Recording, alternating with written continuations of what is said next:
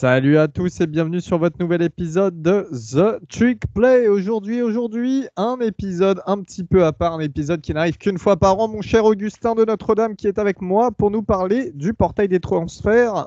Bonjour Augustin, premier du nom. Salut à tous, salut Tate Martel, j'espère que ça va. Tate Martel qui ouvre un business, je sais plus quel business, c'est dans l'immobilier ou un truc comme ça. Si tu veux acheter une maison du côté de Miami, tu peux appeler Tate. En tout cas, aujourd'hui, on va donc vous parler du portail des transferts. Dans un premier temps, on va un petit peu vous expliquer tout le règlement, comment ça fonctionne, pourquoi il y a autant de transferts ces derniers temps dans le monde du college football. Et puis, dans un second temps, eh bien, on va vous faire le portail, le portal tracker. On va vous parler un petit peu des joueurs qui ont déjà transféré dans d'autres universités, des gros noms qui ont un petit peu bougé pour la prochaine saison. On démarre tout de suite et Monsieur Augustin, j'ai une question à vous poser, une question que tous les auditeurs se demandent. Qu'est-ce que le portail des transferts? C'est très simple parce que le portail des transferts est une création récente, hein, ça remonte à 2018. Il ne faut pas l'entendre comme juste comme étant le mercato ou la période dans laquelle en fait, les joueurs peuvent changer d'université, mais comme une base de données gérée par la NCAA. Il s'agit donc d'un logiciel centralisé où les joueurs peuvent inscrire leur nom sur ce logiciel, un logiciel dont seuls ces mêmes joueurs et les entraîneurs ont accès. Donc en gros, c'est très simple. Le joueur informe son école de son désir de transférer. L'école dispose d'un délai de 2 jours pour entrer le nom du joueur sur la base de données, faute de quoi elle peut s'exposer à des sanctions si elle ne le fait pas. Et une fois le nom du joueur inscrit sur le portail des transferts, sur cette base de données, les coachs d'autres universités peuvent entrer en contact avec ce joueur. Et donc, vous le comprenez bien, c'est une condition nécessaire. Ça veut dire que les coachs n'ont pas le droit de démarcher le joueur quand il n'est pas sur le portail des transferts. C'est ce qu'on appelle le tampering. Elio, tu le sauras mieux que moi, on est d'accord, dans les autres sports américains, le tampering est interdit. Ça expose en général les franchises et même les joueurs à des grosses amendes. Alors, Exact. si on a créé cette base de données, c'était pour offrir plus de transparence afin d'éviter ces manœuvres illégales, le tampering en l'occurrence, parce qu'avant, en fait, il n'y avait pas de logiciel où les joueurs pouvaient s'inscrire. On va dire que cette procédure était abandonnée à leur sort, en fait, et ils devaient respecter les règles, d'ailleurs trop nombreuses, de la NCAA. Donc voilà, tout ça, ça a été créé dans le but d'offrir un petit peu plus de transparence et de faciliter la tâche aux joueurs. Mais moi j'ai une petite question. Pourquoi il y a beaucoup plus de mouvements sur le portail des transferts cette année par rapport aux années précédentes? Parce que entre 2018 et aujourd'hui, en 2022, à l'heure à laquelle on enregistre, il y a une nouvelle règle, la One Time Transfer Rule, qui a été introduite cette année en avril 2021. Bon, c'est une règle qui était déjà effective dans d'autres sports universitaires, mais là, elle a été étendue au basketball et au football. En gros, c'est une règle qui permet aux étudiants athlètes qui ne sont pas diplômés, donc qui sont undergraduate, d'être directement éligibles pour jouer dans leur nouvelle université quand ils transfèrent. Donc en gros, ça veut dire qu'ils ont le droit de changer de fac à tout moment, sans s'asseoir sur le banc pendant un an, pour jouer dans leur nouvelle université. Donc avant ça, ça veut dire qu'ils devaient attendre un an avant de pouvoir jouer dans l'université qu'ils rejoignaient. Mais vous le savez, il y avait des dérogations qu'on appelle des waivers, qui étaient parfois accordées par la NCAA, mais c'était critiqué car évidemment discrétionnaire. C'était des bureaucrates dans l'Indiana, le siège de l'Indianapolis, il y a aussi, je dis pas de conneries, la NCAA, c'est eux qui décidaient. Exact, Donc exact. voilà, il y avait des gens qui s'en plaignaient, dont Valentin, qui s'en plaignait trop. Il nous les a bien cassés d'ailleurs. Et aussi, surtout, parce qu'on laissait peu de liberté aux joueurs quand les coachs, eux, pouvaient quitter leur poste à tout moment. Donc voilà, ça s'inscrit en fait dans une idée de rééquilibrage des pouvoirs entre les coachs et les étudiants athlètes. Et c'est pour ça que cette règle a été étendue au basketball et au football. Il y a donc 4 conditions pour être éligible à cette règle, pour pouvoir changer de fac euh, une fois d'un coup, voilà, sans devoir s'asseoir pendant un an sur le banc avant d'être éligible. Donc déjà, il faut transférer d'une école en première division, donc ça concerne que le FBS et le FCS. Il faut être évidemment éligible académiquement dans la fac que tu reçois, enfin dans la fac à laquelle tu postules. Par exemple, si tu as 5 de moyenne, tu peux pas aller à Stanford. Ça me paraît logique. Il ne faut pas avoir déjà transféré à l'époque. Donc voilà, on revient sur cette règle où on peut le faire qu'une fois. Et il faut certifier à l'écrit, donc voilà, une déclaration sur l'honneur qu'il n'y avait pas de tampering de la nouvelle école. Donc il faut assurer qu'on n'a pas été victime ou alors on n'a pas profité de démarchage et le coach doit aussi le certifier. Eh bien, pour un petit peu mettre en relief ce portail des transferts, on va donner quand même quelques exemples de gros joueurs qui sont désormais en NFL et qui ont eu un impact sans précédent dans leur nouvelle équipe après avoir transféré. Je démarre tout de suite avec un des plus connus, Baker Mayfield, qui était un walk-on à Texas Tech, puis qui a transféré du côté d'Oklahoma en étant un walk-on également. Assez incroyable. Il a terminé Iceman en 2017, hein, on s'en rappelle, avec 131 touchdowns dans sa carrière et 14 600 yards. Premier choix de la draft 2017 du côté des Cleveland Browns. On a aussi son successeur, Kyler Murray, qui a transféré de Texas A&M pour Oklahoma. 50 touchdowns plus 13 à la course en une année en tant que titulaire. Iceman 2018, premier choix de la draft du côté des Arizona Cardinals 2018. On a encore un autre quarterback, et là, vous le connaissez tous parce qu'en ce moment, en plus, c'est vraiment le moment d'en parler. Joe Burrow, l'actuel quarterback des Bengals, pareil, first pick, joueur qui a lancé le plus de touchdowns de l'histoire en FBS avec 60 touchdowns. Il a été dépassé cette année par Billy les Apps, mais bon, on n'oublie pas. Titre de National Champion avec LSU, MVP du match. Bon, voilà, on connaît la suite. Et surtout, on a un autre poste aussi, c'est London Dickerson, qui était centre guard du côté d'Alabama, et bien qui était à Florida State avant de transférer à Alabama, CFP National Champion l'année dernière, qui a été sélectionné au 12e tour par les Eagles. Et les Eagles ont aussi pris Jalen Hurts, qui était l'ancien quarterback d'Alabama avant de passer du côté d'Oklahoma et d'être drafté au 3e tour, si je ne dis pas de bêtises. Voilà, ou au deuxième, non? Ou deuxième, je sais plus. Je sais plus, mais en tout cas, pour vous dire à quel point certains joueurs peuvent avoir un impact sur le portail des transferts pour leur nouvelle équipe. Et cette année, notamment, on a eu des gros joueurs tels que Jameson Williams, le receveur d'Alabama, qui était du côté d'Ohio State avant. On a eu Bailey Zapp, qui a transféré de Houston Baptist, donc une toute petite fac à Western Kentucky, où il a battu le record donc du nombre de touchdowns en FBS de l'histoire, hein. Kenneth Walker III, le running back star de Michigan State qui est à Wake Forest la saison d'avant, et Jermaine Johnson également. Jermaine Johnson qui a eu un parcours un petit peu spécial, qui n'avait pas d'offre de fac, qui était parti en JUCO, qui a été le meilleur joueur de JUCO, qui est parti à Georgia, puis qui a transféré cette année à Florida State et qui a eu une breakout season assez incroyable. Voilà pour un petit peu vous donner quelques noms. Et du coup, eh bien, on a eu des stats en 2021 par rapport à ce portail des transferts. Donc, les stats sont stoppés au 24 janvier actuellement. Il y a eu 1254 joueurs de FBS qui ont reçu une bourse, enfin qui avaient une bourse et qui ont mis leur nom sur le portail des transferts depuis le 1er août 2021. Seulement 52% d'entre eux ont trouvé une nouvelle école.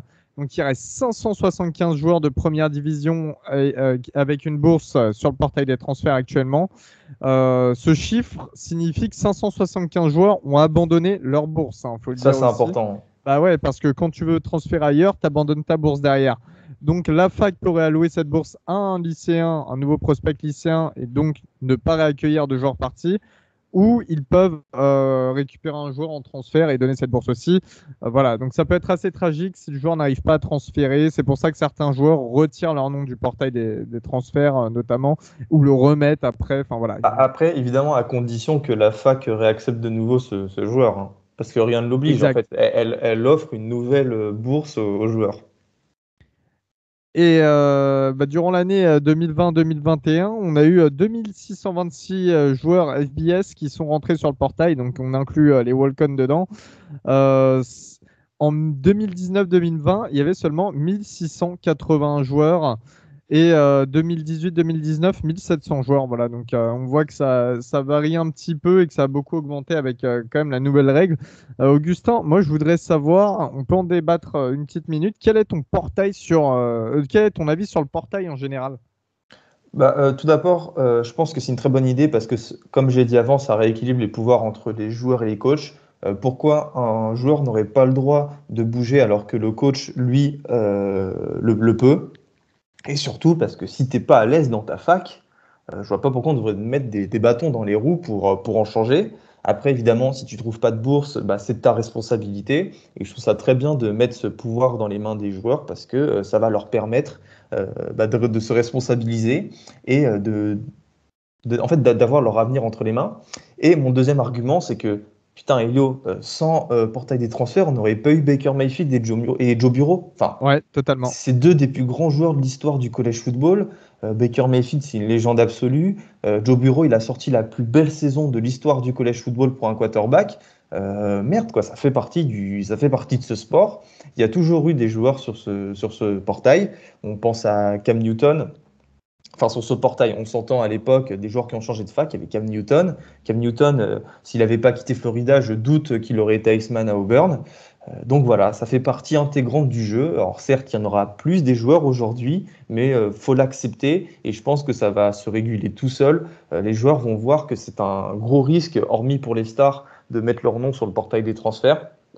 Donc voilà, je pense qu'il ne faut pas se faire trop d'inquiétudes sur le sujet. Et toi, Elio? Je suis plus mitigé 50-50. C'est vrai c'était assez injuste à l'époque, le portail des transferts. On voyait des facs qui obtenaient l'éligibilité pour leurs joueurs et d'autres non, alors que finalement, c'était un petit peu le même parcours pour ces joueurs-là. Il y avait un petit peu des questions de business sous la table et on se posait pas mal d'interrogations sur l'éligibilité ou non et le pourquoi du comment. Là, c'est vrai que ça devient tout de suite plus clair et plus simple et je trouve qu'il y a une liberté de mouvement qui est très bien pour les joueurs. Je trouve également que certains joueurs en abusent. Voilà. Je trouve que certains joueurs en abusent. Mais c'est un petit peu le monde du sport en général. Des joueurs qui arrivent dès leur première saison, s'ils jouent pas, et voilà, ils veulent transférer directement au lieu d'être patients et d'attendre d'être sophomore ou junior pour vraiment avoir leur place. D'ailleurs, on va en parler de ces fameux joueurs qui n'ont pas joué à la première saison et qui transfèrent. Eh bien, on va en parler, ouais, exactement. Donc voilà, je suis un petit peu 50-50 là-dessus. Et tout de suite, on va aller dans le vif du sujet. On va vous donner un petit peu les gros noms, les gros mouvements, les facs qui ont eu les plus gros mouvements sur ce portail des transferts actuellement pour la saison 2021-2022 maintenant qui arrive. Et on va démarrer tout de suite avec la fac, la grosse fac de l'ouest des États-Unis, USC. USC, la nouvelle fac de Lincoln Riley, donc le désormais ex-head coach d'Oklahoma, qui, dans sa poche, a ramené, en plus de faire changer, de faire flip, comme on dit, des commits lycéens d'Oklahoma vers USC, eh bien, il ramène des joueurs et d'anciens joueurs d'Oklahoma qui décident de transférer pour lui. Gus, il y a deux gros noms qui sortent. On va commencer avec celui pour lequel c'est officiel. On parle de Mario Williams. Mario Williams qui était freshman cette année et qui a enregistré de très belles stats avec Oklahoma. Oklahoma, on sait à quel point ils arrivent à former des très bons receveurs avec 380 yards et 4 touchdowns. Évidemment, son arrivée elle est hyper importante à USC parce que ça va lui permettre de remplacer à le receveur là, des Trojans dont j'ai oublié le nom. London. Drake London, voilà. Et surtout, on pense, et ça c'est quelque chose qui est en train d'être confirmé par tous les services de recrutement et d'insiders, que ce transfert et l'arrivée évidemment de Lincoln Riley à USC vont attirer Caleb Williams. Caleb Williams, le quarterback true freshman qui a benché Spencer Rattler cette année à Norman. Donc, comme vous l'avez entendu, c'est pas officialisé aujourd'hui. Il y a deux autres candidats avec LSU et Wisconsin. Alors Wisconsin, ça peut paraître un petit peu étonnant quand on parle d'un quarterback comme ça qui lance beaucoup, qui est impressionnant, parce qu'on sait que Wisconsin, c'est quand même le conservatisme à son paroxysme en termes de football. Mais bon, faut faire attention. Le nouveau coordinateur offensif Bobby Nguam, donc du coup des Badgers, est très proche de la famille de Williams. Et il y a des bruits de couloir qui disent que Caleb Williams pourrait atterrir à Wisconsin, mais pour être honnête, j'ai vraiment du mal à y croire. Wisconsin qui a quand même lancé un certain Russell Wilson, qui est pareil, sorti du portail des transferts. Évidemment, exactement. Voilà, Russell Wilson était à NC State, North Carolina State, et il est parti à Wisconsin. Caleb Williams, Elio, c'est des belles stats cette année. C'est des superbes stats, vraiment. Caleb Williams, déjà, c'était le deuxième meilleur quarterback de sa QV l'année dernière en sortant du lycée, 5 étoiles, originaire de Washington DC. Il a lancé cette année. Alors déjà, Il n'a pas fait une saison complète parce qu'il est arrivé en cours de saison. Il a bench Spencer Rattler, qui était le quarterback absolument star d'Oklahoma. Il a lancé pour 21 touchdowns et 4 interceptions, 1912 yards, tout en étant freshman. Ça a été cette annonce en fait de Caleb Williams déjà qui transfère, ça a été un choc, j'ai envie de dire, parce qu'on pensait tout de même qu'il avait sa place bien installée. Oklahoma, malgré le départ de Riley, ça reste une grosse powerhouse. Et puis ils ont fait venir quand même des super coachs, hein. On parle de Jeff Lebby en tant que coordinateur offensif et puis Brent Venables en tant que head coach. Franchement. Exactement, Lebby qui a bien formé Matt Corral cette année à Ole Miss et Venables qui était bien entendu le défensif coordinateur de Clemson. Donc voilà, on s'attendait à ce que Williams reste. Finalement, il a inscrit sur le portail des transferts à la surprise générale. Ça a fait un petit peu, ça a bousculé un petit peu la QB room du côté de USC parce qu'on a Kedon Slovis qui est parti sur le portail des transferts, on en parlera tout à l'heure, et Jackson Dart, celui qui était promis à reprendre le poste, pareil, jeune recrue, très gros potentiel, qui a inscrit sur le portail des transferts. Il n'a toujours pas trouvé de destination pour l'instant, Dart. Pour l'instant, hors Williams, donc Williams n'est pas officiellement à USC, il reste que Mailer Moss en quarterback pour USC. On verra bien comment ça se passe. Je pense dans les semaines qui arrivent, le dénouement risque d'être proche, assez proche. Et puis du côté toujours de USC, on a d'autres joueurs, hein. Austin Jones, le running back de Stanford, qui sera un bon backup pour USC. Brandon Rice, le receveur de Colorado, qui est pas si mal, qui était pareil, une bonne recrue, mais qui malheureusement n'a jamais eu de vrai quarterback à Colorado. Et puis j'en profite, Elio, parce qu'on n'en parlera pas de Colorado dans cet épisode. Colorado fait partie des équipes perdantes de cette intersaison, parce qu'il y a aussi leur running back Jarek Broussard qui est entré sur le portail des transferts et qui devrait rejoindre, d'après les rumeurs, Oregon. Ouais, très grosse prise parce que justement Oregon a perdu le running back numéro 1, Travis Dye, numéro 1 qui était numéro 2 de base, mais qui a été... il y avait CJ Verdell devant lui, CJ Verdell s'est blessé, il a repris le flambeau. Travis Dye qui transfère du côté de USC, justement, les grands ennemis actuels d'Oregon, leurs plus grands rivaux en Pac-12. Hein. Travis Dye, c'est 1270 yards et 16 touchdowns en 2021. Il sera senior, donc il y a l'occasion pour lui de tout casser. Et on espère pour les Ducks d'Oregon de ne pas les casser en finale Pac-12 si jamais finale entre les deux équipes il y a.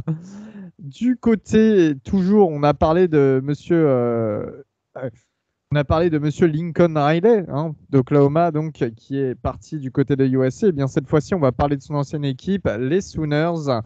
Donc, comme on le disait, les Sooners qui ont perdu énormément de joueurs sur le portail des transferts. En revanche, ils ont récupéré 8 joueurs en transfert. On a déjà Michael Metower, c'est un O-line de California qui est plutôt pas mal. Et oui, qui devrait être titulaire d'après ce que j'ai entendu.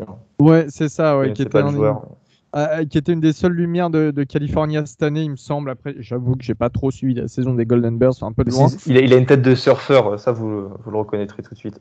Ouais, surfeur un peu geek. Hein. Dylan Gabriel surtout, et c'est lui la grosse star qui arrive du côté d'Oklahoma. Dylan Gabriel qui passe en senior, hein, qui a à son actif plus de 8 milliards, 70 touchdowns et 14 interceptions en 3 saisons, dont une stoppée par blessure. Hein. Du côté de UCF, pareil, Dylan Gabriel, c'était assez surprenant qui s'inscrit sur le portail des transferts. Et il a trouvé la bonne destination parce qu'Oklahoma, je pense qu'il va pouvoir lancer comme il aime faire. C'est mieux que UCLA, hein, parce qu'il faut le rappeler, Dylan Gabriel, de base, avait commit à UCLA. Mais quand Caleb Williams a annoncé qu'il entrait sur le portail des transferts, je crois dans les 2 heures, il a annoncé son flip d'UCLA pour Oklahoma. Donc voilà, il a bien sauté sur l'occasion. Et je pense que ce mouvement vers Oklahoma, ça a été déjà une sécurité pour les Sooners. Et puis c'est ce qui a motivé Caleb Williams à ne pas réenvisager cette solution d'Oklahoma. Parce qu'il faut bien le dire, hein, dans le post, vous savez, qu'ils mettent sur Twitter et Instagram les joueurs pour expliquer leur choix, il ne dit pas qu'il ne reviendra pas à Oklahoma. Il dit juste qu'il va peser ses différentes options et Oklahoma, clairement une bonne option. Et donc l'arrivée de Dylan Gabriel a définitivement poussé Caleb Williams hors de l'Oklahoma. Et Monsieur Gabriel qui devrait lancer beaucoup de ballons. On reste un petit peu dans cette zone des États-Unis, hein, le centre du centre. On va en Arkansas car les Razorbacks depuis l'arrivée de leur head coach Sam Pittman. Franchement, déjà, il y a des bons résultats. Il y Ouais. a beaucoup de joueurs qui semblent pas si bons sur le papier et qui ont énormément progressé. Enfin, c'est assez incroyable ce qui se passe là-bas. Et C'est sa combienième saison, Elio? hein, Deuxième? C'est sa combienième saison? troisième, il me semble, si je Troisième? dis pas de Ok. bêtises, de tête, si je dis pas de bêtises. En tout cas, il y a 6 arrivées qui montrent à quel point les Razorbacks sont attractifs, et notamment celle-ci. Le receveur numéro 1, 5 étoiles de 2019, qui était le quatrième joueur tout poste confondu, hein, national, Jadon Hazelwood arrive en provenance d'Oklahoma. Donc on l'a dit, Oklahoma qui a perdu beaucoup de joueurs. Hazelwood en est un. Il a seulement réceptionné 400 yards et 6 touchdowns la saison dernière, sans oublier tous les petits problèmes qu'il y avait au poste QB à Oklahoma dont on a parlé précédemment. C'est le remplaçant tout donné de Traylon Burks, hein, le receveur star d'Arkansas qui part à la draft cette année. Voilà. Est-ce que déjà ce move-là, Augustin, est-ce qui t'impressionne? Ouais, évidemment qui m'impressionne parce que qu'on vient de pas me dire que seul Arkansas était sur Jadon Hazelwood. Ah bah non. Après, évidemment, moi j'aime bien KJ Jefferson, le quarterback des Razorbacks, mais c'est pas le lanceur qui est Dion Gabriel ou Caleb Williams. Alors bon après, je dis ça, il nous a prouvé quand même KJ Jefferson qui pouvait envoyer des ballons à Treylon Burks. Donc voilà, j'ai hâte de voir ce que ça va donner avec Jadon Hazelwood, mais ce qui est sûr pour Arkansas, c'est ce qu'on appelle une big time recrute. Et en parlant de big time recruits, il y en a d'autres, hein, parce que le poste, enfin la défense, ça se renforce, hein. On a déjà le Ouais. linebacker Drew Sanders qui arrive d'Alabama, qui était le meilleur athlète en 2020 et en 5 étoiles. C'est assez intéressant d'ailleurs cette arrivée de Sanders. Donc il n'a pas joué à Alabama à cause d'une blessure, mais il est originaire du Texas. Si je dis pas de conneries, alors là c'est vraiment si je dis pas de bêtises, je crois qu'il est de la région d'Austin, de Westlake, si je dis pas de bêtises. Ouais, Je c'est possible. réfléchis. Ah bah, quand Et, tu vois sa tête, il vient forcément de Westlake ou de Caneville, hein. ouais, c'est vrai. Et il a choisi Arkansas alors qu'il avait une offre des Longhorns. D'ailleurs, les Crystal Ball lui prédisaient 50% Longhorns, 50% Razorbacks. Il a choisi Arkansas plutôt que la fac bah, de ses origines, on va dire. Donc voilà, c'est assez intéressant comme mouvement. Et Et puis bah on a dis donc, aussi, attends Elio, le front seven d'Arkansas l'an prochain, bah, on peut en parler parce qu'il y a le DN London Jackson qui arrive d'LSU, qui est assez jeune, qui était un des meilleurs edge de sa classe. On a le cornerback Dwight McGlothern pour garder le secondary qui arrive aussi d'LSU, qui lui aussi est jeune et qui était un 4 étoiles. Je crois que c'était 12e, 13e cornerback, voilà, dans ces eaux-là. hmm. Donc voilà, il y a une défense qui se crée en plus à Arkansas et on sait que défensivement, Pittman, c'est très très bon ce qu'il produit avec les Razorbacks. Donc voilà, une belle équipe, surtout enfin peut-être une nouvelle bouffée d'oxygène en sec avec un petit peu des changements dans la hiérarchie de cette conférence. Alabama. Et bah justement, en parlant de... j'ai bien fait de dire des changements dans la hiérarchie de la SEC parce qu'à Alabama, ils vont pas changer, ils vont toujours rester numéro 1. Le portail des transferts n'en est que témoin avec l'arrivée de la star Eli Ricks, le cornerback de LSU, 5 étoiles, cornerback numéro 2 en 2020. Donc une énorme recrue pour le programme, hein, qui a intercepté 4 ballons et 5 passes deflection lors de sa saison freshman il y a 2 ans. Euh, voilà, c'est assez exceptionnel. Vous connaissez tous maintenant les auditeurs Ryan, hein, qui tient LSU France sur Twitter, mais qui est aussi un de nos frérots de The Trick Play. Et voilà, Ryan était en rage parce que pour lui, c'était le cornerback du futur. On sait que souvent, on qualifie LSU de DBU. Voilà, Riggs qui part du côté d'Alabama. Comme d'habitude, Richard Chez et chez les Future. rivaux, et chez les rivaux. Chez les rivaux, non mais oui, c'est ça qui est rageant, c'est que c'est chez les rivaux. Ah, ça, Parce j'ai qu'à quand un même du moment, mal enfin, un moment, on parlait des Lyrics du côté d'Ohio State, ce qui aurait fait sens, puisque Ohio State, on sait qu'ils produisent d'excellents cornerbacks et que là, en ce moment, c'est il un est pas petit peu plus originaire de compliqué. l'Ohio? Je sais plus. Je sais plus, c'est une bonne question. Ok, vas-y. Mais en tout cas, ouais, on pensait que, tu vois, Ohio State, à chaque fois, il fabrique de très bons cornerbacks. C'est vrai que ces 2 dernières années, depuis Okuda, il n'y en a pas vraiment un qui ressort énormément. Donc, on s'est dit, bon, bah Ouais. voilà, c'est l'endroit naturel pour Ricks, mais non, ça va chez les rivaux d'Alabama. Et en parlant de ça, bah, Alabama, ils n'ont pas besoin que de défense, hein. Ils vont aussi terminer tout le monde en attaque. Non, mais. En plus, Vas-y. attends. Avant de donner son nom, ça vient en bon moment parce que Brian Robinson va se présenter à la draft. J'ai dit Ryan, non, c'est Brian Robinson Jr. Brian, non, t'as bien dit Et, Brian. et parce que le sophomore Kamar Wheaton 5 étoiles va aussi transférer. Ils sont donc allés chercher l'un des meilleurs running backs du pays en la personne de Jahmyr Gibbs à Georgia Tech. Alors Jahmyr Gibbs, à l'époque, il avait un peu impressionné le monde, son monde en choisissant Georgia Tech à la place de Georgia, par exemple, vu son niveau au lycée. Mais bon, quoi, la sauce, elle a jamais pris chez les Yellow Jackets. Alors évidemment, il a eu des belles stats, quoique elles étaient limitées, parce que la O-line de Georgia Tech, c'était l'une des pires du pays.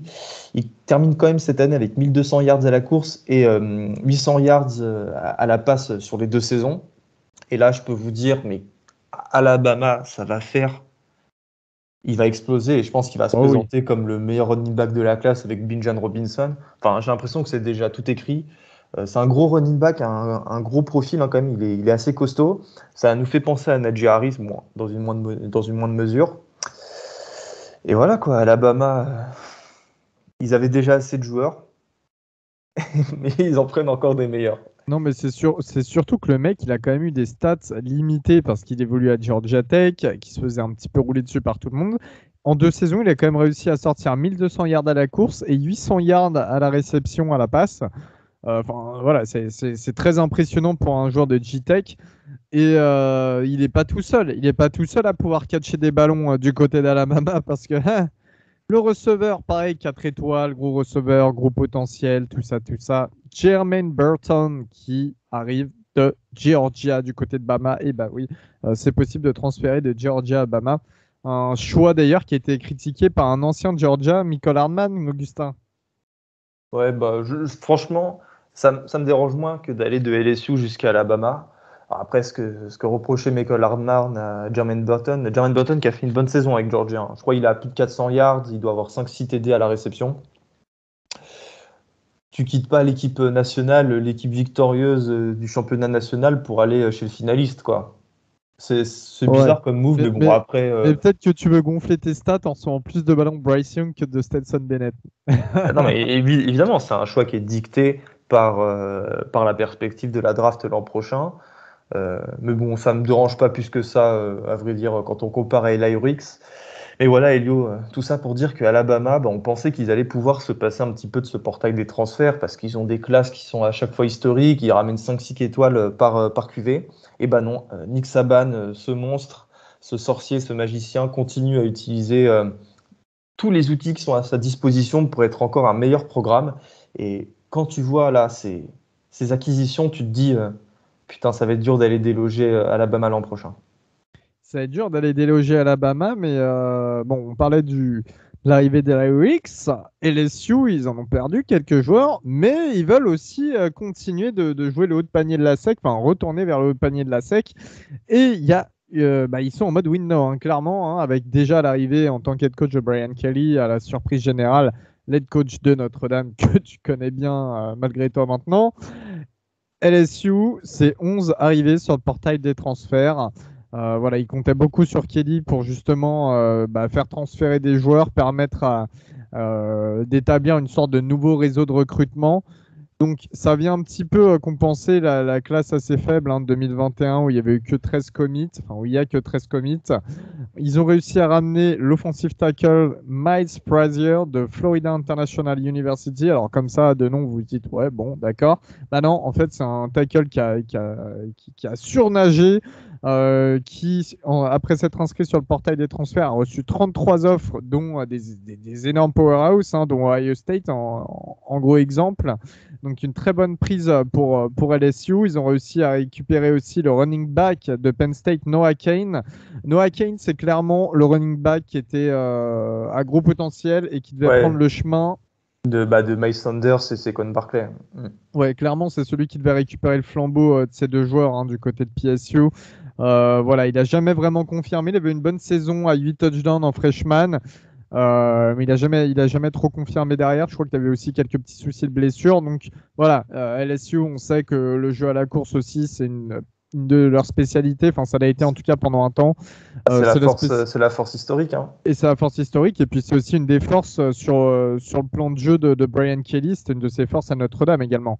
Ouais, donc voilà. Je pense que Noah Cain, s'il est bien remis de sa blessure, il peut nous sortir une très très grosse saison. Et je pense que là, on n'en parle pas encore trop. Mais bref, il y a moyen qu'il devienne un gros running back et qu'on en parle comme un très bon joueur pour la draft 2023. Tout est possible, ouais. Tout est possible sur Noah Cain. Ah bah J'étais haut tiens, sur lui quand il est arrivé du lycée, ouais. tout est possible. Ah, bah, Texas. tout est possible. On va en parler de Texas, les Longhorns. Oh, Austin, Texas. Alors tout à l'heure, on parlait de Drew Sanders qui n'a pas voulu les rejoindre, les Longhorns. Pourtant, il y a une hype qui se passe à Texas. Il y a une petite hype, une Normal, grosse c'est Texas. hype. Ah, mais c'est normal. Alors, Ils ont beau être mauvais, ils ont beau avoir fait une saison dégueulasse cette année, ça reste Texas. Les légendes ne meurent jamais. Tu as envie de rejoindre un programme qui a des infrastructures de malade, qui te donne beaucoup d'argent parce qu'on a vu que les boosters offraient des contrats nil à quasiment tous les joueurs qui coûtaient très très cher. Donc déjà, ça c'est un argument supplémentaire. Et puis voilà quoi, tu joues sur le Darrell K Royal Stadium, devant 110 000 personnes tous les week-ends, c'est Texas. alors, je vais te dire quelque chose, mon petit Augustin. Je vais t'expliquer quelque chose sur Texas. Ils ont seulement 4 recrues, mais ce que vient de faire... Merde, comment il s'appelle d'être coach Sarkisian, Steve Sarkisian, c'est incroyable. Alors, tout le monde se rappelle du quarterback numéro 1 qui était devant Caleb Williams, justement, numéro 1 de la classe 2021, justement. De base, c'était 2022, mais il s'était reclassé en 2021 pour aller à Ohio State. Ouais. Exact. Quinn Ewers, quarterback du côté de South Lake, Texas, donc à côté d'Austin. À l'époque, il avait donc c'est un 5 étoiles. C'est avec Vince Young le meilleur quarterback jamais noté. Il a un grade de 10 000. Voilà, il fait partie des 5 ou 6 joueurs de l'histoire à avoir ce grade-là dans les notations de prospects lycéens. Donc c'était assez fantastique. À l'époque, il avait commit à Texas, puis finalement, il avait changé la dernière minute. Il était parti du côté d'Ohio State. Il a fait une première saison à Ohio State où il a touché le Pac-12 grâce à la NIL. Donc tout le monde s'est dit, voilà, il a été à Ohio State pour la NIL. Mais monsieur, monsieur inscrit à la fin de la saison son nom sur le portail des transferts.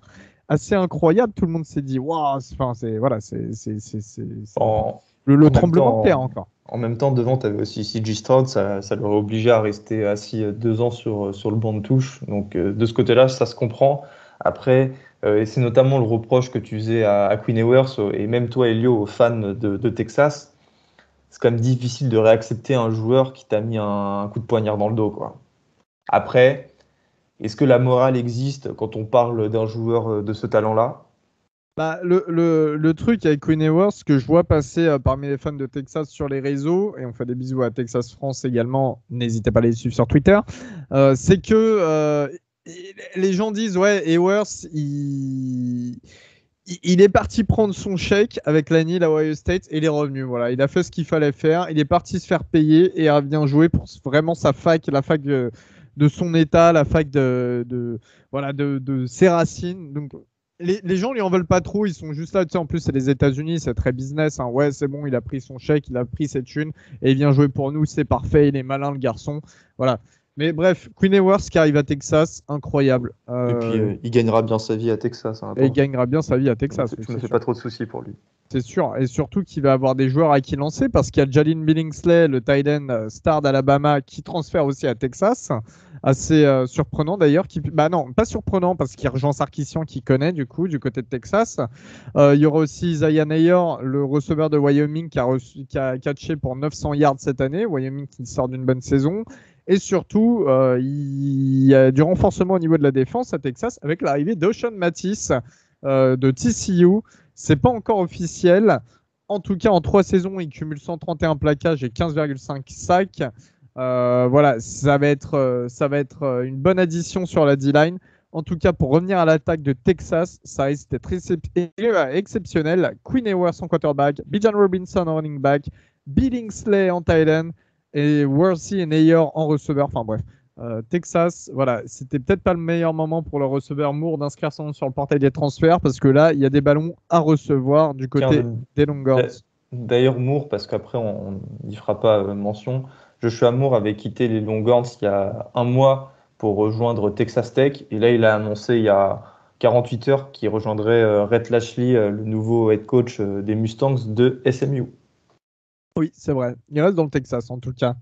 On va repartir en ACC et du côté d'Ole Miss, Oxford. Gros bisous à Valentin Ole Miss France qui a reçu d'ailleurs un maillot porté en match par Elijah Moore. Là. Donc voilà. Et les fans d'Ole Miss qui n'arrêtent pas de le régaler, le type. On lui fait des gros bisous. Ole Miss, donc 8 joueurs qui arrivent en transfert. C'est pas vraiment étonnant. Ils arrivent ces derniers temps, il y a eu des classes un petit peu mieux, mais c'est vrai que c'est pas toujours les meilleures classes Ole Miss. Et quand on pense avec l'arrivée sur le portail des transferts et l'arrivée des joueurs de JUCO, on sait notamment que l'head coach Lane Kiffin maintenant commence à attirer les joueurs. Pour le coup, il en a attiré un gros parce qu'ils ont réussi à récupérer Zachary Evans, le running back qui passe sophomore, 5 étoiles de TCU. Enfin, Evans, moi, pour moi, c'est un joystick humain. Il était trop fort. Il a fait une saison assez fantastique alors En qu'il étant était sous-utilisé, ouais. en étant sous-utilisé par Gary Patterson qui s'est fait virer d'ailleurs, un head coach l'ex-head coach désormais de TCU. Voilà, ça va être un grand joueur qui remplace Jerion Ely qui part à la draft, qui était le running back numéro 1, excellent running back pour Ole Miss, et qui aussi remplace un petit peu le départ d'Henry Parrish sur le portail des transferts, qui était censé reprendre le flambeau. Parrish, très bon running back aussi, qui part du côté de Miami. Au niveau des autres arrivées, on a 2 safety, un d'Auburn, un d'Iowa State. Et on n'a toujours pas de quarterback pour remplacer Monsieur Matt Corral. Matt Corral. Chaque quarterback, chaque gros nom qui s'inscrivait sur le portail des transferts, on en parlait à Ole Miss. Pour l'instant, il n'y a personne à Ole Miss. Mais il y en a un dont on parle quand même un petit peu, Gus. Ouais, évidemment, c'est Jackson Dart dont on a parlé avec USC. Il est pressenti pour aller à Ole Miss. Alors après, je sais qu'il hésite aussi avec. Attends, il est aussi, je ne dis pas de bêtises, avec Oklahoma et BYU.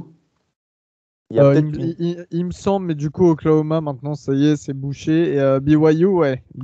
Parce qu'il est originaire des Drappers dans l'Utah. Ouais. Donc voilà. Après, j'ai un petit peu du mal à le voir à la BYU parce que c'est déjà stack. Enfin, il y a déjà des quarterbacks là-bas avec Jaren Hall. Et puis à Ole Miss, tu n'as que Luke Altmaier, je crois que c'est ça, leur quarterback qui était freshman cette année. Donc je pense en plus, tu as un QB gourou avec Lane Kiffin. Le choix, il me semble tout fait. Il s'est affiché sur les réseaux dans le manoir de Lane Kiffin avec l'Aston Martin de James Bond. Il a l'air quand même de kiffer Oxford. Donc voilà, je pense qu'on peut...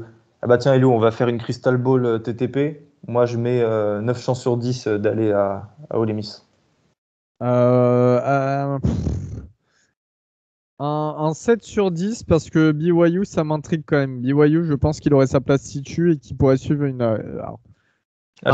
mais qui pourrait suivre une petite Zach Wilson, quoi, tu vois. Il pourrait faire une petite Zach Wilson et je pense que ça trotte dans sa tête de se rapprocher de sa famille, d'aller dans une fac qui peut lui donner les moyens de devenir un bon quarterback et d'aller parce que c'est vrai que c'est le but pour ce genre de grosses recrues, mais d'aller vers la NFL, quoi. Très juste. Et puis Jackson Dart, évidemment, c'est un quarterback qui animera nos samedis l'an prochain. Exactement. On passe du côté de Gainesville, Florida. Gainesville, on fait des gros bisous à Yigi Gainesville. C'est parti avec Billy Napier, le nouvel head coach qui arrive tout droit des Raging Cajuns de Louisiana. Eh bien, Billy Napier, il s'est pas fait attendre pour le portail des transferts. 6 arrivées, dont 3 joueurs de Louisiana. Déjà, il y a les 3 meilleurs. Les 3 meilleurs, ouais. Déjà, tu as la paire de tackles Cyrus O'Torrance et Cameron Waits qui étaient des titulaires en puissance. Et qui sont jeunes. Qui vont renforcer la O-line de Florida. Et c'est un petit peu ce qui leur fait défaut ces dernières années à Florida, la O-line. Donc, très intéressant. Il rapporte un running back parce que c'est vrai que cette année, post running back un petit peu vide aussi pour les Gators. Il ramène Montreal Johnson qui était freshman cette année, donc qui passe sophomore pour la nouvelle saison. 838 yards et 12 touchdowns à la course. Donc voilà, 3 joueurs déjà extrêmement intéressants. Meilleur freshman en Sun Belt cette année aussi. Ouais. Ah ouais. Et puis il va vouloir, il va vouloir mettre La concurrence. de la concurrence au poste de quarterback avec l'arrivée de Jack Miller d'Ohio State, qui était un ancien 4 étoiles. On n'a jamais trop compris pourquoi il est allé à Ohio State. Il y allait en même temps que des Mike Cord, il y avait CJ Stroud devant. Enfin, il y avait pas mal d'autres joueurs quand même qui avaient un petit peu plus le poste que lui, malgré que c'était une bonne recrue. Miller, il avait l'occasion d'aller partout ailleurs aussi, mais il avait choisi OSU. Finalement, il se retrouve à Florida. Il est originaire de l'Arizona, donc voilà. Il va pas dans la même zone. On va voir comment ça se passe, mais c'est intéressant à suivre. Il passe seulement sophomore parce qu'il était redshirt freshman cette année. Voilà, il a encore du temps devant lui au niveau éligibilité. Ça peut être un bon projet. Et Et puis, donc, du coup, enfin, aussi, Elios, je reste ici parce qu'on parle des quarterbacks. Euh, Comme il s'appelle, Emory Jones avait mis dans un premier temps son nom sur le portail des transferts avant de le retirer. Anthony Richardson est toujours à Gainesville. Donc là, tu as 3 quarterbacks qui vont se battre pendant 6 mois afin d'obtenir le poste de titulaire. C'est une bataille intéressante parce que ces 3 quarterbacks ont des qualités, mais aussi des défauts. Je pense aux 2 premiers que j'ai cités. Donc voilà, c'est quelque chose qui va être aussi très intéressant à suivre. Ça fait, vous savez, savoir quel quarterback sera titulaire, c'est l'un des sujets majeurs de l'intersaison en college football. Et nul doute que beaucoup de yeux, beaucoup de, oui, de yeux. Attends, j'ai dit quoi là, 2 yeux? C'est pas français. si beaucoup de yeux, tu peux dire. Ah ouais? Bref. Et nul doute que beaucoup de personnes auront le regard tourné vers la QB Room de Florida. Et un dernier petit mot pour Florida aussi. Il y a le cornerback Jalen Kimber qui était une bonne recrue, 4 étoiles du côté de Georgia qui transfère à Gainesville. Kimber qui va aider un petit peu le poste DB qui va se retrouver orphelin de Kair Elam. Du côté toujours de la Floride, on passe à Tallahassee. Florida State University et Florida State, depuis quelques temps, ils font du bon boulot sur le portail des transferts et notamment cette année avec 10 recrues, dont une assez incroyable, assez surprenante. Quand il a mis son nom sur le portail des transferts, son nom est vite sorti et il m'a un petit peu intrigué, donc j'ai été faire des recherches sur lui. Et c'est Jared Verse, le defensive end d'Albany. Alors, Albany, c'est une fac qui se trouve du côté de l'État de New York, en Non pas à FCS. Tirana. C'est de la FCS. D'ailleurs, je t'invite à aller voir un petit peu sur Google Street View le campus d'Albany, qui est assez particulier. Je trouve, du coup, l'autre fois, j'ai été voir par pur hasard et j'ai trouvé l'architecture assez particulière, Ah, ok, Augustin. j'irai. C'est Ouais. où Albany? C'est dans quel état? New York, l'État de Ah New oui, York. New York, tu viens de le dire, je suis con. Ouais. Je sais pas pourquoi Albany, pour moi, c'était dans l'Ohio, mais bref, je te laisse continuer. Ça aurait pas été impossible. Donc, il avait reçu aucune offre à l'époque, en 2019, quand il était lycéen, sauf une, celle d'Albany. Donc, il a commit là-bas. Pour sa saison freshman en FCS, il a accumulé 52 plaquages, dont 11,5 pour perte, 9,5 sacs. Il a été élu Colonial Athletic Association Defensive Player of the Year, la CAA, qui est une des conférences du FCS. Il a reçu, quand il est arrivé sur le portail des transferts, il a reçu plus d'une trentaine d'offres. Et quand je parle de trentaine d'offres, c'est du USC, du Oklahoma, du Miami, du LSU, etc. etc. Ouais. Il racontait qu'en gros, il s'est réveillé un matin, il a vu le nombre d'appels, de messages, il s'est dit non, non, c'est pas possible, je suis encore en train de rêver. Et du coup, c'est sa mère qui a dû prendre les appels parce qu'il était débordé. Et il a été convaincu d'aller à Florida State parce qu'il a vu les performances des deux DN, Keir Thomas qui risque d'aller dans une équipe NFL, mais surtout Jermaine Johnson qui, donc on en parlait tout à l'heure, qui avait transféré de Georgia à Florida State et qui a été auteur d'une très très bonne saison et qui risque de partir au premier ou second jour de la draft 2022. Ils ont aussi récupéré les Seminoles Micah Pittman d'Oregon, Augustin. Ouais, évidemment, ils récupèrent beaucoup de cibles pour leur quarterback. Alors, Michael Pittman, Elio, comme tu sais, c'est un beau potentiel, mais il est un petit peu sous-utilisé à Oregon. Il a quitté d'ailleurs l'équipe en milieu de saison. Ils accueillent aussi Johnny Wilson d'Arizona State et 2 autres receveurs. Donc voilà, Florida State a notamment fait son marché chez les receveurs. Et Valentin Johnny Wilson qui nous arrive d'Arizona State 77. On Ah va là, pas en, mal, pas mal, pas mal. Là, je suis content. on, on va en ACC. ACC de nouveau, et encore une fois, c'est l'ACC, bon, voilà, vous savez ce qu'on en pense avec Gus, mais en tout cas, sur le portail des transferts, c'est sexy, et moi, ce que Ah j'aime bah, bien, c'est que là, quand t'as pas de standard académique, tu fais venir tout le monde, hein. C'est non, forcément mais plus facile, bah oui. non, mais là, ce que j'aime bien en tout cas, c'est qu'il y a plus en plus d'équipes qui pendant longtemps étaient en dessous des autres, qui sont en train de devenir bonnes et de changer et qui vont commencer à titiller les grosses. Et J'en ça aussi, profite, Elio, tu as évidemment raison de le dire, j'ai oublié de le mentionner tout à l'heure, mais le portail des transferts aura tendance, je pense, à rééquilibrer un petit peu le niveau entre les équipes, parce que forcément, les grosses recrues qui n'ont pas de temps de jeu dans les grosses équipes comme Georgia, Alabama, Oklahoma dont on va parler maintenant, ces joueurs-là vont un petit peu se diffuser dans tout le pays et je pense que ça va relever le niveau de toutes les équipes. eh bien, justement, South Carolina, les Gamecocks, eh bien, ils surfent sur un excellent momentum. Déjà 2021, ils sortent d'une très bonne saison avec un nouvel head coach dont on va parler juste après. Un head coach qui s'est extrêmement bien recruté. Il y a eu 7 arrivées sur le portail des transferts, dont 2 énormes.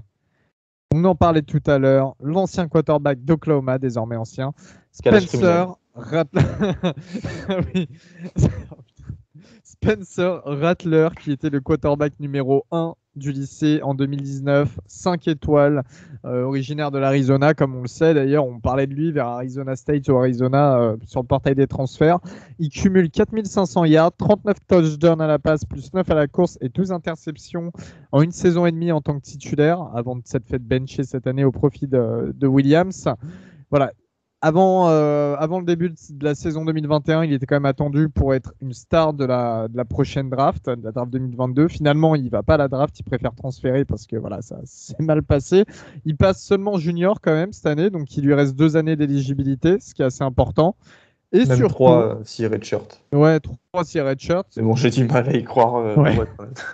Et surtout, avec l'ajout de cette star, il y en a un autre qui arrive également d'Oklahoma, son tight end, Austin Stogner, qui était pareil, un des meilleurs tight ends de sa classe de draft, 4 étoiles. Hein. Il y a un dénominateur commun à tout ça, Augustin.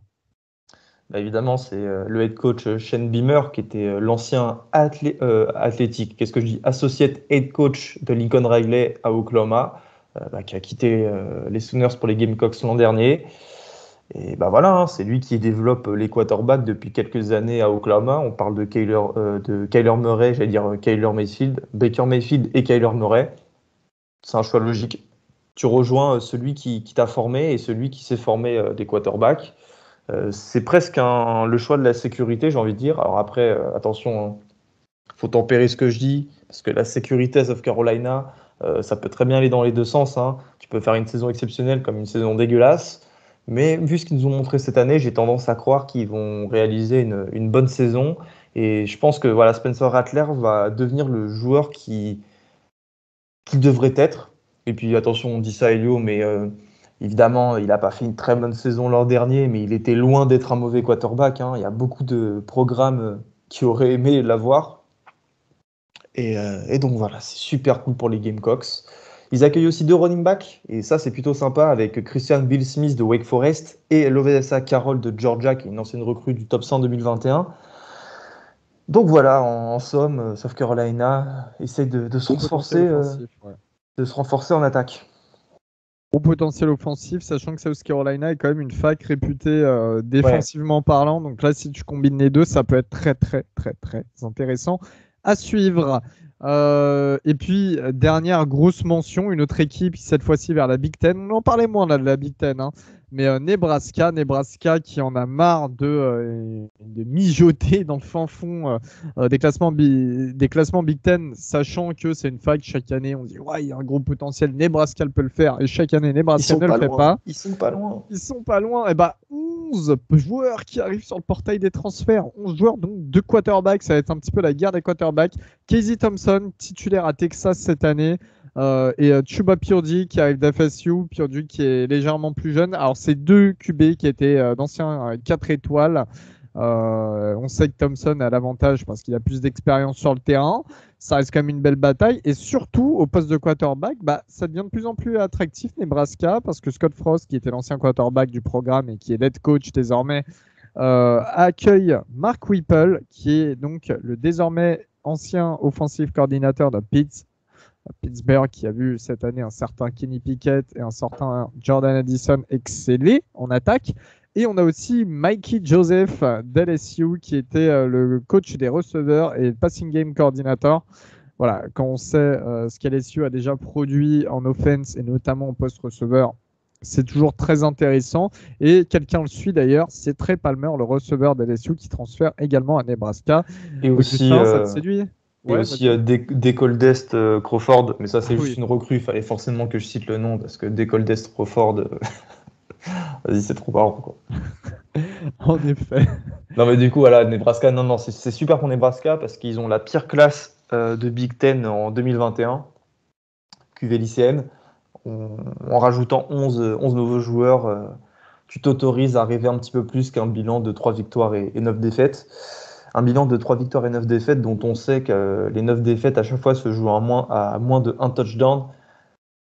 J'espère que Nebraska arrivera à franchir ce pas et j'espère que Casey Thompson en fait on sera l'auteur parce qu'Adrian Martinez il chiait trop dans la colle avant.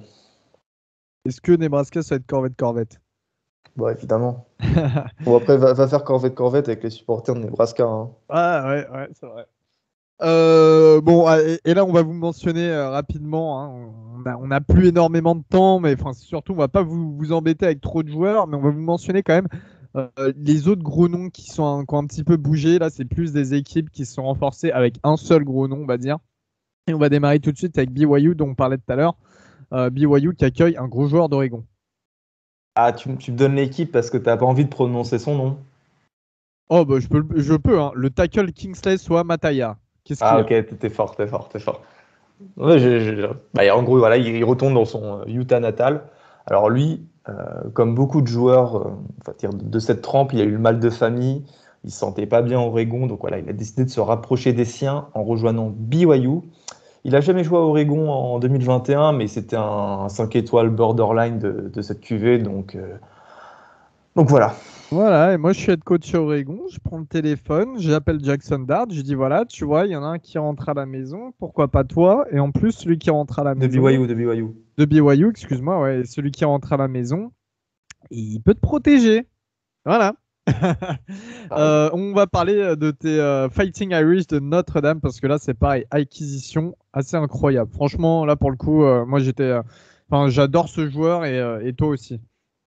Bah, en préambule, c'est toujours compliqué pour des facs comme Notre-Dame, Stanford ou Northwestern d'accueillir des joueurs sur le portail des transferts parce que quand tu n'es pas du coup graduate, quand tu n'as pas ton diplôme, tu dois remplir les conditions académiques de ces universités, tu n'as pas de passe-droit, ce qui fait qu'en fait, tu as très peu de joueurs qui arrivent à Notre-Dame en n'étant pas diplômés. En 10 ans à Notre-Dame, il n'y en a eu que 3 avec Brandon Joseph, justement le safety de Northwestern. Donc voilà, passons aux joueurs. First Team All-American en 2020. Il a été freshman, Big Ten Freshman Player of the Year en 2020. Et voilà, il cumule 131 plaquages, 9 interceptions en 2 saisons, 6 en 2020. C'est un ball hawk safety par excellence. On l'attendait à Texas A&M, c'est toi Yo notamment qui me disait que je devais me méfier de Texas A&M parce qu'il a grandi à College Station, la ville où se trouve la fac de Texas A&M. C'est une occasion qui aurait pu être bonne pour les Aggies, mais au final, ils ont tellement de bons joueurs recrutés que tu te dis que Oui, ça fait pas tant de mal que ça. Mais voilà, Brandon Joseph, il va combler le départ de Kyle Hamilton pour la NFL. Il avait le choix de se présenter à la draft cette année en tant que redshirt sophomore, mais il a voulu augmenter son draft stock. C'est la raison pour laquelle il est venu à Notre-Dame. Et on va rester dans le nord, mais cette fois-ci, on va dans l'ouest des États-Unis, nord-ouest. On va du côté de Pullman, dans l'État de Washington, border Idaho. Washington State, Wazoo qui a perdu Jayden Delora. Il part où déjà? Il part Ah à oui, il part à Arizona. Arizona, ouais. Arizona d'ailleurs, hein, faut le mentionner, mais qui est en train de réaliser quelque chose de gros pour le niveau qu'ils ont eu ces dernières saisons. Là, ils ont de très bonnes recrues Notamment lycéennes. le receveur Jacob Cowing d'UTEP qui a fait une très bonne saison avec les Miners. Ils ont au moins 4 ou 5 4 étoiles là qui a commis de chez eux et plus l'arrivée de Jayden Delora qui était quand même un quarterback bien en vue avant de partir à Washington State. Bon, il y a eu quelques soucis là-bas, notamment DUI, si je dis pas de bêtises. Et bref, il est parti, mais il est vite remplacé. Et là, il est remplacé par un quarterback qui arrive d'Incarnate Word, qui est une toute petite fac religieuse au Texas. Et c'est Cameron Ward. Cameron Ward qui passe junior cette année et qui a lancé en 2 saisons titulaires 6900 yards, 71 touchdowns, 14 interceptions.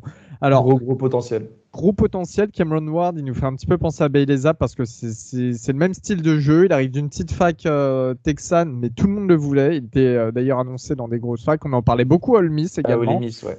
Et on sait que le type a un potentiel. Voilà, c'est comme Zapp avec Western Kentucky. Il arrive, tout le monde sait qu'il a un potentiel, qu'il a énormément lancé de touchdowns et de yards durant sa carrière. On ne sait pas si ça va marcher ou pas quand même en FBS. Je pense que ça va marcher. Et ça peut marcher. Ça peut marcher à Washington State, surtout quand tu vois les défenses de Pac-12 en face. Bref. La défense d'Oregon. Surtout la défense d'Oregon. Mais voilà. Très belle acquisition pour les Cougars. Michigan qui accueille l'interior line Victor Oluwatimi de Virginia. Oluwatimi qui est une recrue des étoiles à Virginia qui a terminé All-American. Voilà, donc pour vous dire, la O-line de Michigan, pas de souci, ça se renforce très bien. Ouais. Pittsburgh, Augustin. Avec le quarterback Kedon Slovis qui est à USC qui rejoint du coup les Panthers.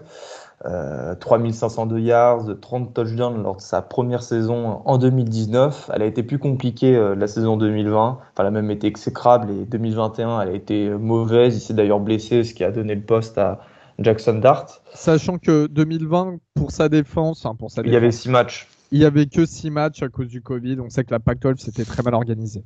Et puis il y avait une histoire aussi de perte de confiance qui avait été relayée dans les médias. Enfin, un truc assez bizarre, assez opaque, dont on ne sait pas vraiment quelles sont les raisons de sa chute. Mais il va essayer de se rattraper en rejoignant Pitt qui sort d'une saison historique en ACC. Il rejoint. Et je pense que c'est quasiment la seule raison. Alors évidemment, il y a d'autres facs comme Notre-Dame qui sont renseignés sur son profil. Il rejoint sa copine qui est joueuse de soccer à Pittsburgh. Donc voilà, c'est un choix du cœur. Et il espère une trajectoire à la Kenny Pickett, Elio.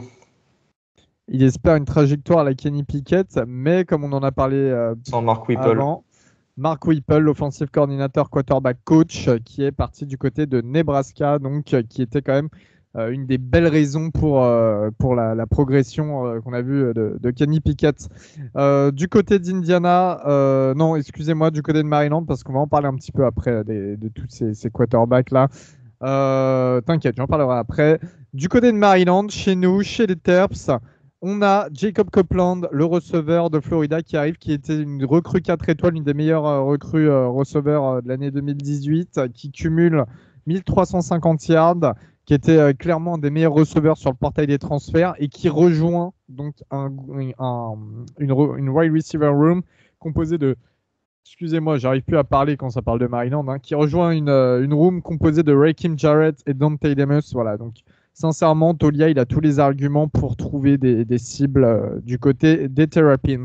Il rejoint surtout un head coach qui est spécialisé chez les receveurs, parce que Michael Locksley, votre head coach, était le coach des receveurs à Alabama sous Saban. Il était offensive coordinator et il s'occupait beaucoup des receveurs. Il s'occupait aussi de leur recrutement, mais tous les Jody, Ruggs, enfin tous les gros noms d'Alabama qui sont sortis, Waddle, tout ça, c'est tous made in Mike Locksley. UCF qui récupère en revanche en venant de Maryland Terrence Lewis, le linebacker numéro 1 de 2021, le 5 étoiles, qui était blessé toute la saison, qui n'a pas joué de la saison et qui a voulu transférer. Alors messieurs Lewis, au revoir, merci. Mais voilà, une grosse recrue pour UCF. S'il se remet bien de sa blessure, ils ont récupéré également le quarterback John Rhys Plumlee d'Ole Miss. On sait pour l'équipe de beer pong ou de football. Plumlee qui connaît un petit peu pour quelques phrases hors terrain, mais qui est un excellent coureur, donc qui pourrait être utilisé à d'autres postes aussi. Et il récupère aussi Kobe Hudson, receveur d'Auburn, que connaît bien Gus Malzahn, qui le coach à Auburn. On aura l'occasion d'en reparler, mais Auburn... L'avenir d'Auburn me fait peur. J'ai peur que ça devienne une des pires équipes de SEC. Baylor qui a récupéré Jackson Player, le D-line de Tulsa qui était très convoité lui aussi, hein. Il avait un top 5 d'ailleurs, avec toutes les offres qu'il a eues, il avait composé son top 5 avec Oklahoma, Oklahoma State, Arkansas, TCU et donc Baylor. 5 sacs en 2021, il passe senior. Il rejoint une équipe très réputée pour sa défense, Dave Et qui a Aranda. perdu très peu de joueurs, Ouais. notamment. Donc une défense qui risque d'être très solide la saison prochaine et Jackson Player qui pourrait être justement un joueur X-Factor pour cette défense parce que c'est un player. Voilà, allez, c'est bon. Michigan State, Michigan State Augustin qui récupère le Diane Chris Bogle de Florida. Bon Diane aussi, pareil, gros potentiel. Et Mais, sur mais surtout Jalen Berger, le running back, qui va espérer une trajectoire à la Kenneth Walker. Il devait être titulaire à Wisconsin l'an dernier, en 2021, mais Wisconsin a vu l'émergence de Braylon Allen, qui a 17 ans d'ailleurs, et préparez-vous à l'entendre dans les conversations au Heisman l'an prochain. Michigan State continue de se renforcer grâce au portail des transferts. C'est vraiment une donnée, un aspect que le coach, dont j'ai oublié le nom, ce qui est impardonnable vu le contrat qu'il a touché, Mel Tucker. ce que Mel Tucker entend développer. Voilà, Michigan State. Si Michigan State a réussi cette année, c'est en partie parce qu'ils ont eu une super classe sur le portail des transferts en 2021. Ouais, ça a bien aidé, c'est vrai. Ça a bien renforcé. On prend les mêmes et on recommence. Et bah là, on va recommencer en parlant un petit peu des mouvements QB, parce qu'on vous le disait, le poste QB qui est assez euh, proéminent sur ce portail des transferts. Ah ouais. Donc, tout à l'heure, j'ai failli parler d'Indiana, j'en parle maintenant. Ils ont Connor Bazelak, le quarterback de Missouri, qui vient d'arriver, qui est un 4 étoiles en 2019. Alors, moi, j'aime bien Bazelak, c'est un quarterback qui est plutôt solide. Il y a quelques problèmes de turnover, c'est vrai, mais il a une bonne expérience universitaire, 2 saisons comme titulaire, en ACC notamment. Voilà, donc je pense que c'est quelqu'un qui peut tenir le poste assez facilement. Il va bien être accompagné parce qu'il y a Sean Shivers, le running back d'Auburn, qui vient avec lui. En revanche, eh bien, au niveau des départs d'Indiana, on a le quarterback titulaire en puissance, Michael Penix, qui rejoint Washington, les Huskies. Donc Washington qui ont un nouveau coach qui était l'head coach de Fresno State. Fresno State, Calen DeBoer. Ouais, qui avait réussi à développer Jake Kenner notamment cette année. Là, il récupère un quarterback qui est un petit peu plus double menace. Seul problème de Michael Penix, énormément de blessures. À chaque fois, il se blesse assez salement. À chaque fois, on se dit, bon, bah, il reviendra pas dans le monde du football. Et il revient, il arrive à avoir un poste à Washington. Donc, Tant mieux pour lui. Ouais, tant mieux pour lui, à voir ce que ça donne. Oregon, mon cher Augustin. Ouais, ils accueillent Bonix, le toutou Bonix, comme dirait Ryan, en provenance d'Auburn. Vous connaissez tous l'histoire de Bonix, 5 étoiles, c'était le premier quarterback double menace en 2019, qui a suivi les traces de son père, qui était un ancien quarterback titulaire là-bas en Alabama, et qui était également son head coach en high school. Mais la belle histoire, comme on le dit, Elio, a mal tourné. Bon, quoique, il a quand même eu des stats assez sympas. Il a été le visage de ce programme pendant 3 ans, mais il n'a jamais réussi à faire passer Auburn à un niveau supérieur. Du coup, il s'en va du côté d'Oregon. Il rejoint Dan Lanning, le nouvel head coach, qui était le défensif coordinateur de Georgia, qui connaît bien forcément Bonix, puisqu'il l'a affronté 3 fois en sec. J'ai hâte de voir ce que ça va donner. Bonix, je trouve que c'est un profil qui colle bien à Oregon parce que c'est un joueur impressionnant. Quoi qu'on en dise, qu'on l'aime ou qu'on l'aime pas, parfois il sort quand même des flashs. Et d'un point de vue visuel, hein, en tant que téléspectateur, c'est très intéressant et ça colle bien avec cette équipe d'Oregon, quoi, qui est une équipe fun, les maillots, l'ambiance. Voilà, quoi, c'est une équipe depuis quelques années qui arrive à avoir des joueurs comme ça impressionnants, des joysticks. Comment il s'appelait là non, c'était pas Tavion Thomas. Ils avaient un joueur qui ressemblait à Tavion Thomas il y a 5-6 ans. Elio, faudrait qu'on le retrouve. DeAndre. Ouais, quelque chose comme ça. Non, mais attends, non, mais c'est pas possible. Non, mais surtout que c'est pas possible que je perde son nom. Il est hyper connu. Bon, ça me reviendra plus Ouais, tard. ouais. J'ai même On mon verra. petit frère qui a son poster dans la chambre. Je te jure que c'est vrai. Enfin bref, ouais. Non, donc voilà, rien d'autre à dire sur Oregon. On va voir ce que donne Bonix et surtout avec la concurrence dans sa quarterback room. Et d'ailleurs, Bonix, hein, j'ai oublié de le mentionner, mais il retrouve Kenny Dillingham, qui était son offensive coordinator et coach QB en 2019 à Auburn, et qui ensuite a coaché à Florida State et qui passe offensive coordinator coach QB du côté des Ducks d'Oregon. Texas A&M. Texas A&M, ah bah, Texas A&M, alors on en parle bien entendu parce que c'est la meilleure classe de recrutement cette année. De Il recrute l'histoire. absolument de l'histoire. Ah, Oui, quoique, d'ailleurs. non, je crois que ça l'est plus parce que tu sais, t'as Harold Perkins qui a décommit il y a quelques jours. Ouais, mais à mon avis, il va recommit. Sincèrement, il est originaire Ouais. du Texas. Il se donne juste plus d'options, mais voilà, il a kiffé un petit peu la Bugatti offerte à Gainesville, mais c'est tout. Ouais. Texas A&M, donc qui s'attend à avoir des joueurs stars, qui déjà une base extrêmement solide, on le sait bien, qui accueille Mac Johnson, le quarterback d'LSU. Alors, Mac Johnson, c'est beaucoup d'interrogations parce que c'est un très bon quarterback à la sortie du lycée. Il a beaucoup de potentiel, encore jeune. Il y a eu quelques petits soucis de blessure. On sait que du côté du poste QB à Texas A&M, il n'y a pas trop de choix. Hudson C'est Card, compliqué. Hein. qui était attendu, finalement un petit peu déçu et s'est blessé. Il a été remplacé par Zach Calzada, qui est parti du côté d'Auburn, là, sur le portail des transferts. Donc, il y a un poste vacant, clairement. Ah, ils Ça sont va à un être quarterback de gagner le titre, j'ai envie de dire. En fait, c'est ça. Là, le seul ingrédient final dont ils ont besoin, c'est un quarterback. C'est le plus important. On a Hudson Card, on a Mac Johnson. Il va y avoir une belle compétition là pendant la off-season. Hudson Card, tu viens de faire le lapsus, c'est Haynes King. Hudson Card, c'est à Texas. Ouais. Oui, à chaque fois, je confonds les deux. Ouais. Haynes King donc, et Mac Johnson. On va voir comment ça se passe. Johnson, on fonde beaucoup d'espoir sur lui. C'est un joueur que Ryan appréciait beaucoup, je m'en rappelle. Donc voilà, on verra pour Texas A&M, mais J'ai confiance en Djibo Fisher. Hein. Djibo Fisher, c'est un quarterback gourou, comme on dit. C'est lui qui a formé Jameis Winston et il a formé énormément d'excellents quarterbacks du temps où il était à Florida State. Voilà. Donc, on va voir ce que ça va donner. San Diego State, Elio, avec ton quarterback préféré? Non, j'en ai aucune idée, je sais pas pourquoi je dis sais même pas ça. d'où ça sort qu'il dit ça, lui. Ah bah lui, il Braxton. est habitué au portail des transferts, ouais. Braxton Burmeister, qui arrive de Virginia Tech. Alors, Un nom Burmeister, bien alsacien. un nom bien haguenau. Burmeister, qui était quarterback à Oregon, qui a transféré l'année dernière à Virginia Tech, qui a joué une demi-saison quasiment, et qui transfère du côté de San Diego State. Bon, alors c'est pas plus mal parce que les Aztecs sont bons. Dans leur registre, ils sont bons, ils sortent d'une excellente saison. Avoir un quarterback avec de l'expérience comme lui, qui a un petit peu double menace, je pense que voilà, il y a rien, pas grand chose à dire. C'est plutôt une bonne prise. Ouais. Voilà.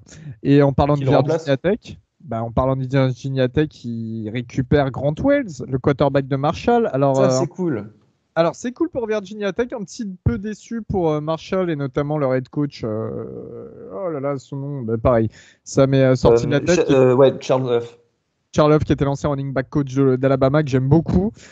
C'est dommage parce que c'est une grosse perte. En 2 saisons, Grant Wells, c'est plus de 5500 yards. Quarterback pareil, qui doit un petit peu corriger des soucis de turnover, mais qui a un gros potentiel, un très bon bras. On avait bien apprécié de le voir jouer, on l'avait pas mal suivi parce que Marshall était une des premières équipes à avoir repris Pendant la CFP, saison Covid. pendant la saison Covid, donc on l'avait pas mal suivi. Voilà, potentiel très intéressant du côté des Hokies. Western Kentucky, qui a perdu bien sûr Bailey Zapp, qui part sur la draft. Bailey Zapp, donc, qui a battu le record FBS du nombre de touchdowns de l'histoire. Il est remplacé par Jared Dugge de West Virginia. Dugge, qui est un titulaire depuis 2 ou 3 saisons à West Virginia. Alors, c'est pas un joueur extrêmement folichon, mais c'est un joueur qui a beaucoup d'expérience et qui reste quand même solide pour le poste QB. Ouais, bah évidemment, pour une fac comme Western Kentucky, c'est bien, mais je pense qu'il se met les doigts dans les yeux parce que Western Kentucky, l'offensive coordinateur qui justement a développé Bailey Zapp, qui a fait de Bailey Zapp un joueur incroyable et qui a fait de cette attaque des Hilltoppers une attaque air raid, est parti à Texas Tech. Je ne sais pas qui l'a remplacé d'ailleurs, mais s'il pense avoir le même destin que Bailey Zapp, c'est bien ambitieux. Oui, surtout compte tenu de son niveau de jeu à Dugge.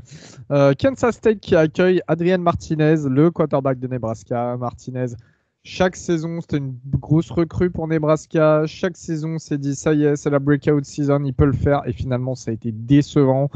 Cette année, pareil, il commence bien la saison, ça se termine mal. Enfin, bref, voilà. Portail des transferts pour Martinez, il était temps. Et il retrouve une porte de sortie à Kansas State. À voir ce que ça donne, parce que Kansas State, c'est quand même un programme qui, à chaque fois en Big 12, Ouais, qui sort toujours en upset tous les ans. Ouais, qui sont en upset et qui arrivent à aller en bowl. Donc voilà.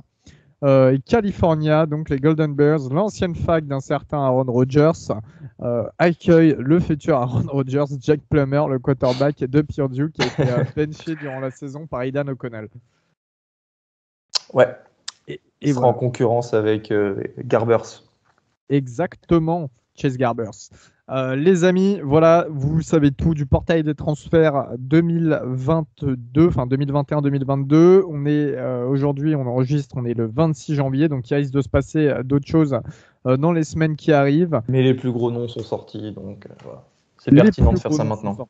C'est ça. On se retrouve très vite. On a beaucoup de boulot derrière. Je peux vous dire qu'il y en a chez The Trick Play qui sont en train de regarder, re-regarder des tapes de joueurs sombres qui se présentent à la draft, réellement.